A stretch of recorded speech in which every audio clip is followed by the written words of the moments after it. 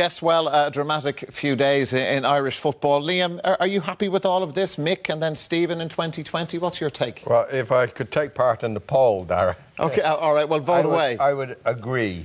OK. Not strongly agree, because I find the fact that Stephen is going to take over in 2 years' time a little bit bizarre. I've never really heard it before, and if it works out, great, but if it doesn't, I think we'll be ridiculed for going down that road.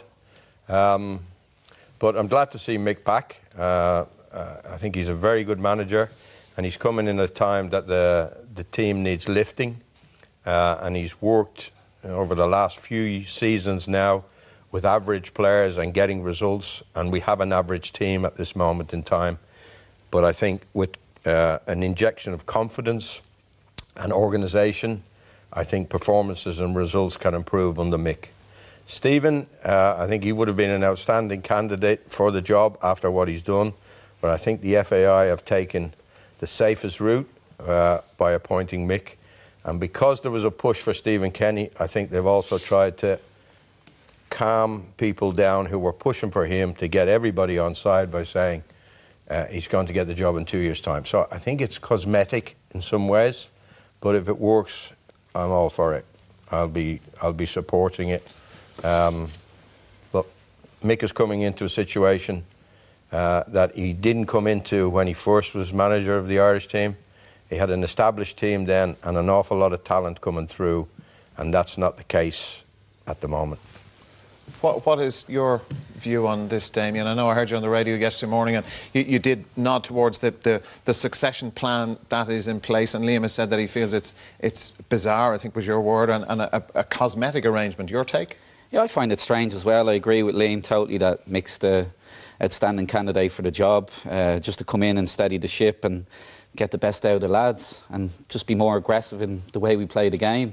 I just thought there was no needs. Listen, Stephen Kenny's done an absolutely amazing job, won 4 titles out of the last 5, but just no need to announce him, I don't think, now. If you offered it to him in 2 years' time, I'm sure he'd take it then. He might have gone somewhere else, though. An English club may have come in, for example. Listen, absolutely, of course. And like you said earlier, the what-ifs, like if Mick goes and does amazingly well, you know, there could be problems. Or if Mick starts badly. Yeah, of course, and there's so many what-ifs. But listen, I think we all have to do, I think everyone's been on staff, squads, everyone's case, and we have to row in behind this grand, I guess, master plan. But I just find it strange that the successor to Mick is being announced. If there was a third candidate, there might have been Stephen's successor announced. But listen, of course, I'm only joking. But yeah. Listen, I just think we all have to be more optimistic again, and I absolutely agree that Mick is the man for the job, and he'll get us back on the right track. Didi, give us an outsider's view, although you're an adopted Irishman well at this stage, but what's your view on this? The succession plan, the lads are a little kind of fuzzy about it. Desperate times, desperate measures, and things have become pretty desperate in the last few months after losing the game against Denmark at the Aviva in the playoff for the World Cup. Things have gone from bad to worse, and I feel when everybody's thinking the same thing or everybody wants the same thing, that is very rarely the way to go. And if I was taking part in the poll, I'd probably strongly agree, because as you just pointed out, Stephen Kenny is probably the man most people wanted. He could be going somewhere else in 6 and 12 months' time, so when an opportunity comes along to get him in, he may not be available, or it may cost you a lot of money again. So to bring Mick in now and steady the ship and get more out of the player than the previous regime does, and he can have a look at the 21s, he can have a look at the youth setup, because I think a big part of the problem in Irish football at the moment is that not enough young players come through. And he will have a look now for 18 months, so he can have a look. The players he's working with, whether some are good enough to play for the first team. I wouldn't be too bothered about if Mick does well. You know, then you've got 18 months, then you've got a nice problem to solve in 18 months' time, whether he stays on or what are you going to do. My biggest worry in the current setup would be if things don't go well, because then you may have a problem. Do you bring somebody in for 6 or 12 months after Mick, and then Stephen Kenny takes over? So that's the only worry I would have, but I've got every confidence. I've obviously played against teams Mick has managed, and you know, I'm sure that he gets more out of other players than the previous regime, and a lot of teams do qualify 24 for the Euros. So I think they should still stand a fair chance to qualify, even though he probably hasn't got the players at his disposal as he did when Duff was still playing. Liam, the succession plan and putting Stephen Kenny into the 21s job and with extra responsibility for the underage teams, I've heard the view put forward that this allows him, get used to the FAI's structures, get used to the players, and get more international experience. Well, he has no international experience. He has European experience and an awful lot of it with Dundalk, and huge success as well. But give me your take on that view, that this lets him kind of get his feet under the rug and settle in. Yeah, it will do, and he'll go to various tournaments and he'll go and watch all the young players, but he hasn't really worked in youth development. He hasn't really been part of bringing players through, Stephen Kenny. He's been a tried and proven manager at League of Ireland level and done marvellous things at Dundalk. So they haven't really addressed, the FAI haven't really addressed the problem I've been banging on about for years now, is that we need a plan, we need an organisational plan, something akin to what the IRFU have done. When we lost Brian O'Connell and Fitzgerald, and Paul O'Connell, all these guys, there was Schmidt had new players to pick from. They were there, and why is that? It's because the IRFU have had a plan probably for the last 15 years on how to go about things. Ireland, in soccer terms, have had nothing like that. We've had 2 Dutch people in charge, and I think, with all due respect to them, they didn't understand Irish football. They didn't understand what the Dublin Schoolboy League is. And we needed people in those positions who understood the game. And in my opinion, we should have never lost Brian Kerr from youth development here in this country. And I think it's well known that he doesn't get on with John Delaney, but I think that shouldn't have been any reason why that Brian hasn't been involved. He was outstanding, and also when he became manager, his track record as first-team manager wasn't bad at all. It was very good, in fact. And to lose him for that amount of time and have 2 guys in who didn't really understand what they were coming into and really haven't produced any plan whatsoever until lately. I've heard there's a plan lately. But to have a guy like him not involved, I think is disgraceful. Well, we're not going. Brian isn't here to give his side of that story. Neither is John Delaney. We're not going to be able to kind of delve deeper into that one. But to give Ruud Doctor credit, that he has put in place a strategic plan. The underage teams we've seen with the 17s and the 19s get to elite European Championship finals.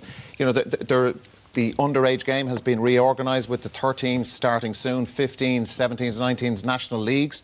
And we are seeing, say, the young goalkeeper at Shamrock Rovers, who Gavin, who went, he is heading to Manchester City. But we are seeing a pathway now, and the FAI have been talking about this, that there is a pathway for players to come up through the national leagues, which are regionalised, and that hopefully this will bear fruit. Yeah, there is a pathway, and I agree with the National League. I know DDSL people have a problem with that, but I think it's been amazing. I've been involved with the Under-15 League this year. At Rovers, yeah. Yeah, and obviously Under-13 is coming in as well.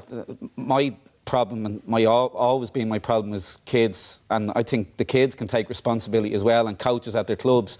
Kids don't touch a ball enough, that's first, and that will never change. They can train more at their clubs. So this season, I get slaughtered for it in this country for training my lads 5 times a week, train at 6:30 in the morning, do a double chest and you're back at 6:30 at night. I get slaughtered. That's dinosaur mentality. You have to train 5 times a week. I went to play Chelsea during the season. They train 7 times a week. But most teams train twice, maybe 3 times a week. So that's a problem already. Do we play enough games? Absolutely not. I wrote down, because I checked earlier, we had our first game on March the 25th. We had the whole month of June off, completely off, and I know there's exams and all, and my season ended on the end of October. So that's 6 months of football. So for me, there should be another, on top of that, 4 months, 4.5 months. And because I can hear parents saying that, look, they're only kids. Listen, absolutely. Well, 15-year-olds are dedicating their life to wanting to be a footballer. So if they want to become a footballer, this is what you need to do. So, again, training, the season's over now. There's no competitive football. So I think a lot of teams, and I know it's hard for coaches myself, I don't have an awful lot on to get and coach these these guys. But, you know, Didi, we were speaking earlier off the air, these kids need to be training 11 months a year. But because there's no competitive football, they're probably training 8, 9 months a year. So they do not touch a ball enough, and that's an absolute fact. If there's good players coming through, which there is, but the difference between good and great is 11 months a year, training 7 days a week. How do they train and say the 15-year-olds in Germany, Didi? What's your take on how they... Because the point that Damien is making is that there's too much inactivity at that age grade, that they need to be playing football if they want to. So what do they do in Germany? Yeah, we were talking before we came on air, and Damien told me how they train and how often they train, and I was flabbergasted because obviously in the south of Germany, where I'm from, we've got a problem that there's a possibility you've got 2, 3, 4 months of snow where you can't train, but we would have once or twice we would have indoor training. Now here, there's no reason why you can't play 10 or 11 months, because that's the most crucial time is from 6 to 15, 16. That's why you mould players.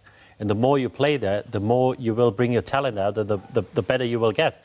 Once you get to a certain age, 17, 18, I think there's very little you can do about the development of a player. It's more the mental side, and obviously you can twist little things. But this is the most crucial time. And if you only play half a year, you know, don't be surprised if you don't produce as many players as other countries do. I think that's the biggest difference. And in Germany, they will play 10, 11 months. And the 1 or 2 months or the 3 months where it's bad weather, they will train indoors, but will still train 2 or 3 times a week, because that time for kids is crucial, whether they make it or how good they're going to become or how not. Liam, Robbie Keane, his role now in the setup. I know there was a lot of speculation over the last couple of days before the announcements were made that maybe he'd be on number 2 to Mick, but he's part of the coaching ticket. Do you welcome that? Yeah, I was asked that before we heard about it, and I said it's a very good idea. I think he's a role model for our young players. He certainly will be able to help them in teaching them drills to score goals. And actually, I still believe he'd probably be able to show them how to do it as well. So he's a bubbly character, and he's Irish through and through, and you know, his passion will come out and come across to the players. I think it's a very, very positive appointment. Damien, you agree? He's your pal. Yeah, obviously pleased to see him involved, and like Liam says, we've obviously struggled around the box, and that guile that I don't think anyone's ever had in this country, that cheeky chappy. I've seen him coaching down at Rovers, the strikers. It's pure gold dust out what you can teach, and just even around the place, there's obviously a flatness that's been there for quite a while. Mick will be upbeat about everything, and Rob will have that spark as well. So pleased for him.